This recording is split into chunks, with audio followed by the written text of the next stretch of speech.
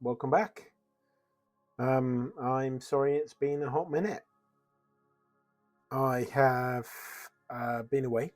Well, I haven't been away. I got stuck into a project which I hoped would lead somewhere more interesting than what it ultimately led to. I think the less we say about that, the better. But now I'm back to start uploading content. Now, things are going to change, so I'm super sorry to the people that have stuck with me for the last couple of years. The content that I'm going to be focused on for the next few videos, at least, is going to be around about some infrastructure stuff. So I'm not really saving old Apple devices. In fact, my wife made me get rid of most of them, which was crying shame. Most of my old stock. But I still do have a quite nice 2019 MacBook Pro, one of the 16-inch ones. It is a i7, so it's not like the best Intel Mac that they ever made, but it's up there, I think. However, I don't want Mac OS on there. Now, the odd thing about this particular situation is that this MacBook is still supported by Apple. Supported in the software sense. I can still go on to the Apple App Store or whatever it's called and download Sequoia, and yeah, no problem. It will work fine. It will work quite well, in fact. So if we just have a quick look at what we've got on here. Now, I should say that I have installed Ubuntu, and that's because I need something to act as like a virtual machine manager, as I need to build some virtual machines. Let's just quickly run through the specs of this machine. We have the, I think it looks better on the phone actually. Let me just try NeoFetch. Clear that off.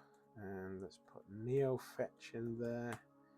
Okay, so we've got a MacBook Pro 16,1. I don't know if that's its proper model name, to be honest. I've got the Linux kernel 6.13, but I've got the T2 version, and that is important. And this stuff doesn't really matter. I was more interested in the actual hardware. So I've got an Intel i7, 12 core, well, 6 cores plus 6 virtual. I don't think that is the, I don't think that's the Apple stated speed, so I think that must be averaged, because I think the burst on this was like 5 or something like that. It has got Intel integrated graphics, as well as the ATI Radeon 5500M. I think this one had 8 gig of RAM, and this one has 4 gig of dedicated video RAM. And then the device itself has got 32 gig worth of RAM. So, someone spent money, not me, but someone spent some money on this when it first came about. Interestingly, it does only have a 512 gig, I nearly said meg, 512 gig storage device, which I think is a little bit short-sighted. I think if I was the one that was speccing this at the beginning, I would have probably settled on 16 gig of RAM and more storage. But ideally, well, maybe what they did was the right way, because RAM, I can't really do anything with the RAM. I need the RAM that's there, whereas the storage, I could always use external storage if needed. And I think ultimately I will need. Now, I said it's a T2.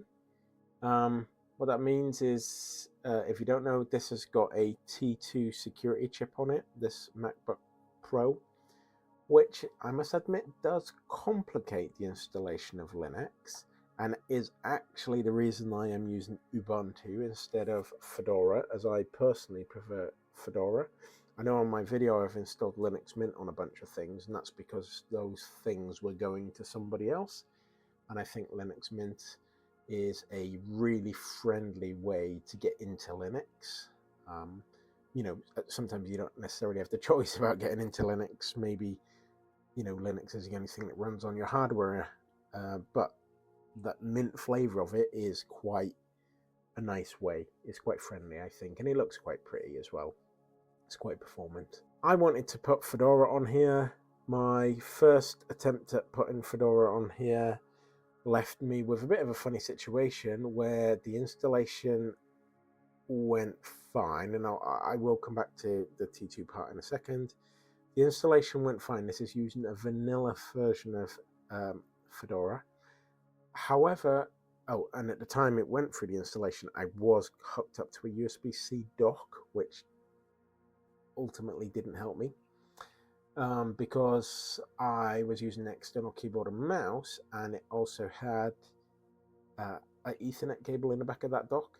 Now, when I unplugged the dock later on after installing Fedora, fine, I was happy enough with it, added some packages. I then realized I had no keyboard, no touchpad, no wireless, no sound. Yeah, it was a bit of a hot mess, actually. So I went back and I installed a T2, like patched version of the Linux kernel. Now, what it does is it's basically a few extra, I suppose, I don't want to say drivers, but a few extra libraries that help it get around or work with the T2 Apple products. So I think you might get this problem on some of the iMacs as well, and definitely the portable devices. I'm not sure about like my Mac Mini and Mac Pro. I don't know where else the T2 was found, to be honest. To get it installed, I did have to disable the secure boot. So this is the steps, or these are the steps I took. Now, unfortunately, I don't have any video of this because I wasn't planning to make videos about this, but I have stumbled into a different problem, and I thought, well, actually, as soon as I've got to fix this problem, maybe I'll video it for someone else to follow as well, in case it's useful for them. The bit I'm talking about now, getting Linux on the MacBook, that wasn't the problem. There were some hoops I had to jump through. Thank you very much, Apple, but they were not they're not the thing I'm trying to show a way around. Let's go back. So to begin, I was in macOS, I went into disk utility, I partitioned my hard drive. Like I say, it's only got 512 gig on this. I've left 100 gig for macOS. I don't know why, it definitely didn't need that much. I pretty much will never go back in there. I then used a script that is available on the T2 Linux website. I'll put a link in my description. That let me copy the Wi-Fi, I suppose the firmware for the Wi-Fi, so how to make these wireless cards work. It let me copy that and store it inside the EFI partition. I then restarted the MacBook and went into, I held Command R to go into recovery. Once I was in recovery, I clicked on Utilities, and then I think it's called System Security. And in System Security, there's an option to decide how secure you want your Mac to be. And I think there are 3 options, like full security, mid security, no security. And if you want to be able to boot another OS, you need to go for no security. Now, I'm not worried about that. I'm quite comfortable with the encryption I have within Linux and the strength of my password. So I'm not too worried about that. However, I did boot back into macOS a little bit later on for something else. I wasn't expecting to, but I needed to. And when I was in macOS, it did disable things like the Apple Wallet and something else. I can't remember what it was. So, if that's a thing for you, then this won't be your route. Like I say, there were a few extra steps in order to get Linux on, because I had to disable that secure boot. I could then boot up again, hold down the Option key with a USB stick plugged in, and that let me choose a external device to boot from. So with secure boot, I was unable to boot from an external device. And I do wonder if that's going to cause problems as more of these T2 units hit their second, third, fourth owner, or up at places like the recycling centres or with system recyclers. Because if you want to put anything else on there, you do have a little bit more work, and some people won't know how to do that, and that's a shame. That's probably going to encourage more of these devices to end up in landfill, and I think that's something that Apple should be ashamed about. However, no one can, smack someone down for trying to make the world a little bit safer. Okay, they're not trying to make the world a little bit safer, but they're trying to make things a little bit safer for the people that buy MacBooks. So secure boot in itself isn't a bad thing. I don't mean to say that, but it does complicate things. It will make it harder as these devices slowly age out and need, a lighter OS on them in order to work. But obviously I'm going off point here. That wasn't really what I wanted to talk about. My first installation, like I say, was with Fedora. I'm going to say that was not, it wasn't successful. I wouldn't say it was unsuccessful, but it was closer to unsuccessful than it was to being successful. So we'll forget about that one. I then grabbed a T2 patched version of Fedora that, at the time of making this video, Fedora 41 is out, and there is a patched version of Fedora 41, so it's not like you have to install some old versions. Great news, my keyboard worked, my touchpad worked. Wi-Fi still didn't work. However, I was able to patch that using that script that collected the Wi-Fi firmware, stuffed it into my EFI. When I went back into Linux, this patched version of Linux, I could then go mount that EFI, pull out that firmware, install it, and Wi-Fi worked fine. Okay, so that's good. However, I did not have the touch bar at all. I could not get it working, and I tried several things, but I could not get the touch bar to work, which is unfortunate on these Macs because that meant I couldn't get the functions. I couldn't get to the things like volume and keyboard brightness and screen brightness. In fact, actually, the backlight didn't work for the keyboard at all. And I also had a power problem where when I shut down, it seemed to shut down. It looked like it was shut down. It didn't make any noise. It was completely quiet. Except when I went to turn it back on again later, there was no battery left. And so it wasn't really shutting down. It was just going into like some kind of deep state of hibernation, I'm going to say, or sleep or something, but still chomping away at my battery. So ultimately, I had to relent, go away and get a patched version, a T2 patched version of Ubuntu, which is what I'm looking at here, and install Ubuntu. Sounds like a long story.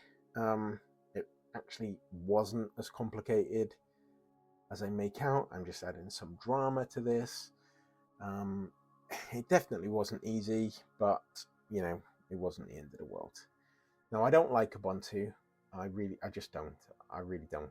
But it works perfect. I can't deny that. At least on my version, my function keys all worked.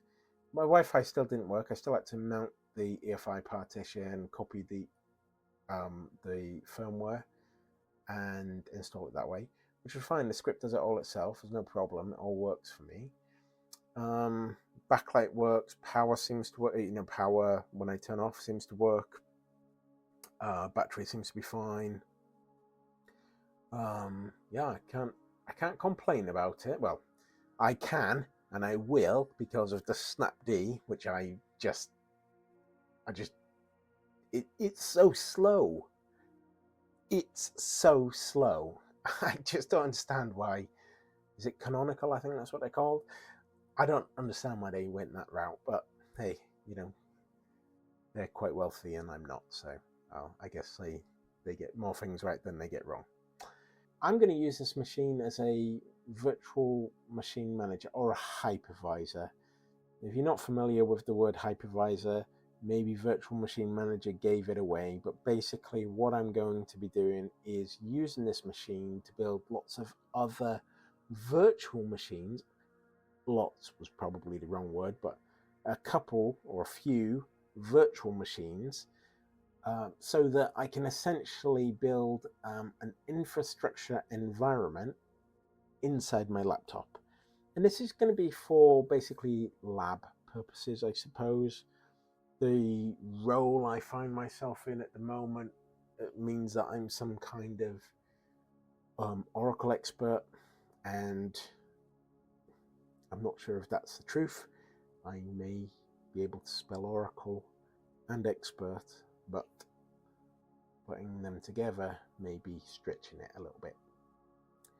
However, no one wants to fail. Everyone wants to do the best they can. So I shall make sure that I am an Oracle expert. And that's leading me on to why it is that I'm creating these videos again. And that's because the products that I need to look after in my current role are kind of old, and there's not a lot of information. I mean, they're current, they are still maintained and sold at quite a price point by Oracle, but there doesn't seem to be a lot of information on how to get the best out of these. And that's not really going to help me. It's not going to help me own that job and make it mine.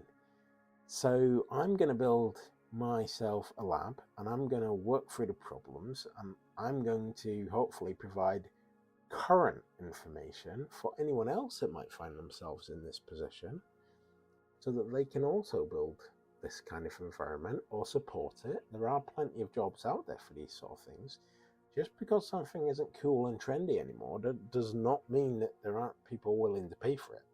And in fact, as that workforce that knows how to do something dwindles, those companies are actually willing to pay a little bit more, even for people that can't spell Oracle and expert in the same spelling session.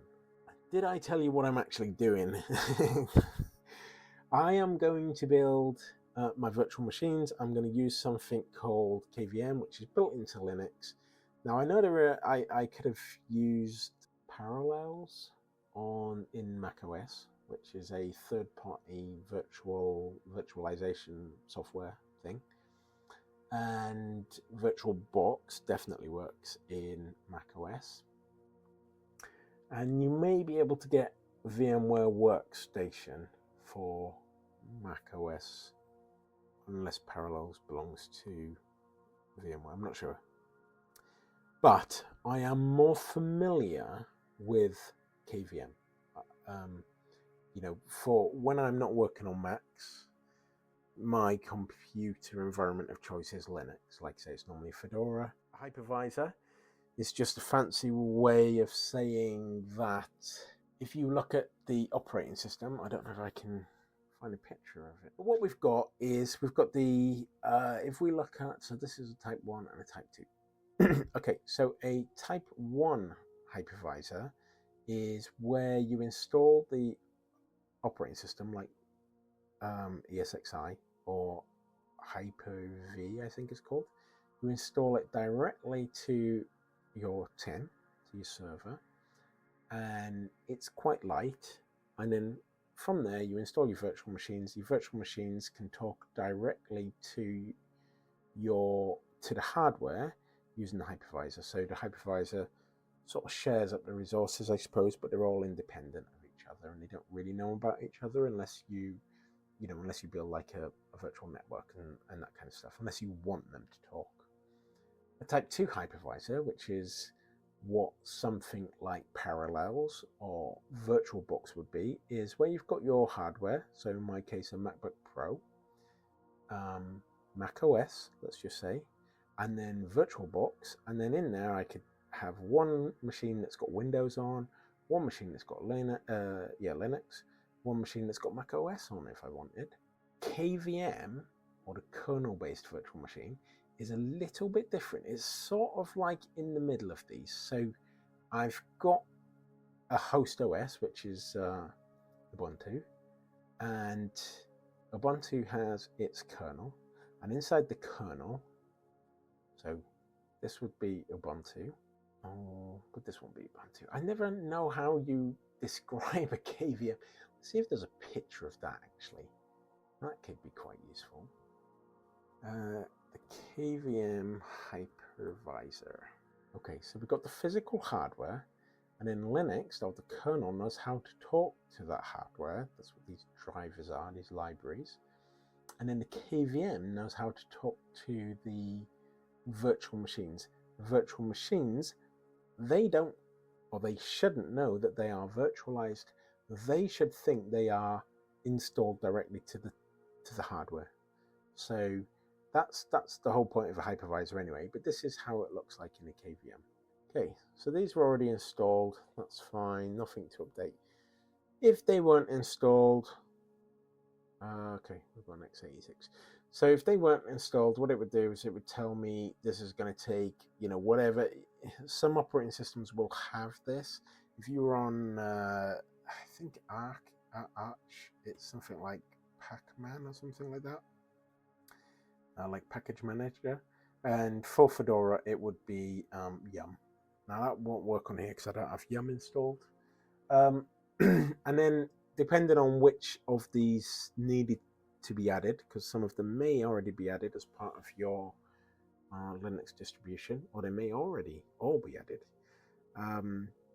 you will then be told how much space that's going to take and do you want to continue. So for me, I think it was going to take, for that, it was like 50 meg worth of downloads, and then once they're all unpacked, they're like 200 meg worth of extra stuff on my machine. Hit yes, downloads it all. It's pretty quick.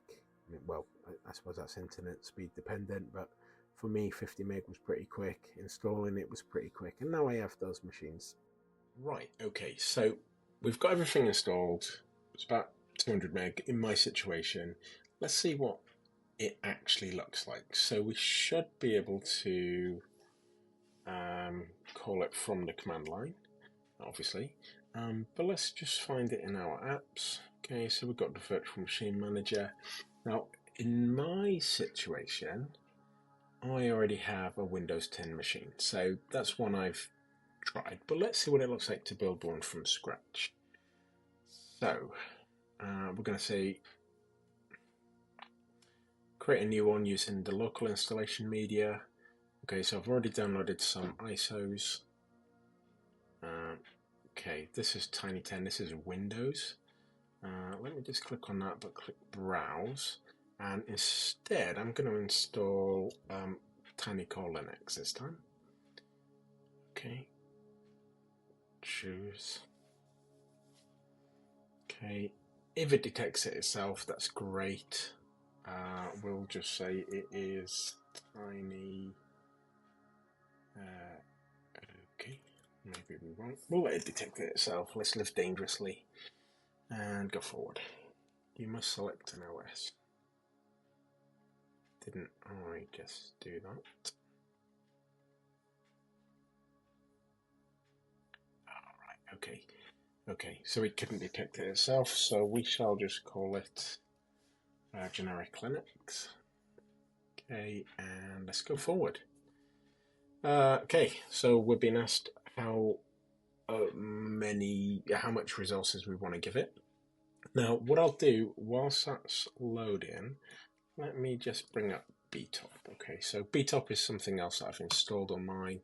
Just like a text-based system monitor. Although the terminal size is too small. Well, I never made it that small. You made it that small. I don't know why. Okay, so that can go over there. Okay, and we're going to give this 4 gig of RAM and 2 processors. That doesn't sound like a lot. Well, actually, it sounds like quite a lot for Tiny Core Linux.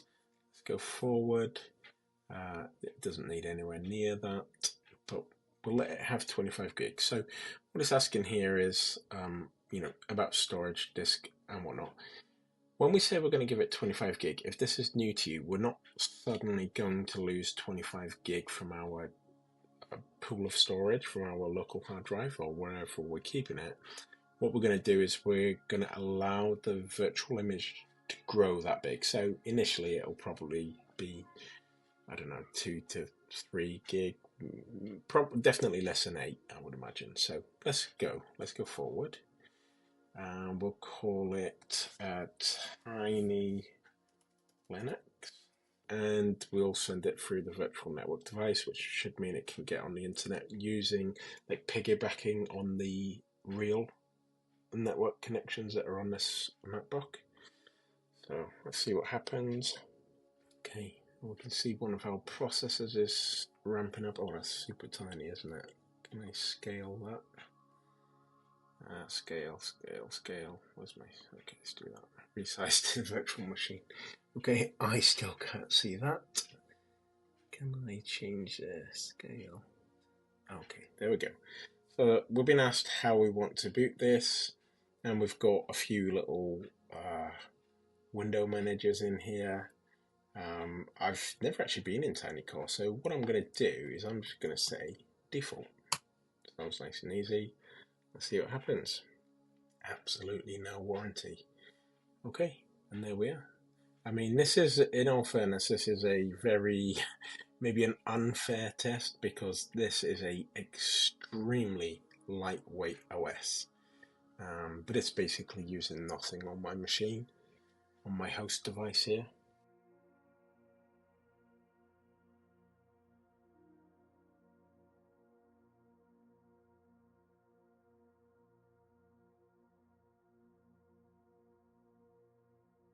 Okay, I'm going to say this was an unsuccessful test.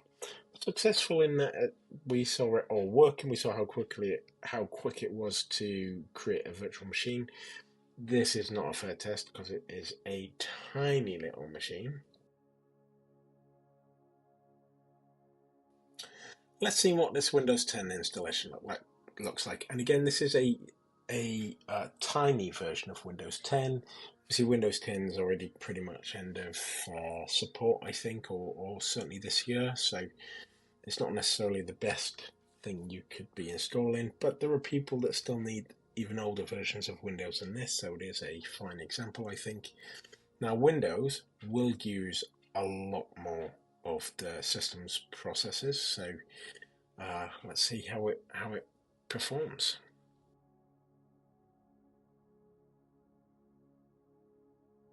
However, I can hear my fans have spun up. They are going somewhat crazy at the moment. So let's have a look at how that looks in terms of resources. Okay, my processors are getting, my CPU cores are getting a little bit toasty. God, Windows 10 really works this hard. So what I'll have to have a look at is this not a good candidate for virtualization, as in, is the MacBook Pro not a good candidate, not for virtualization? Is the MacBook Pro not a good candidate to be a hypervisor? Or is Windows 10 just such a hog? I mean, look at that. That is insane. That is insane. Although we still aren't using very much RAM, but our processors really are taking a beating. So let's ensure shutdown on Windows 10.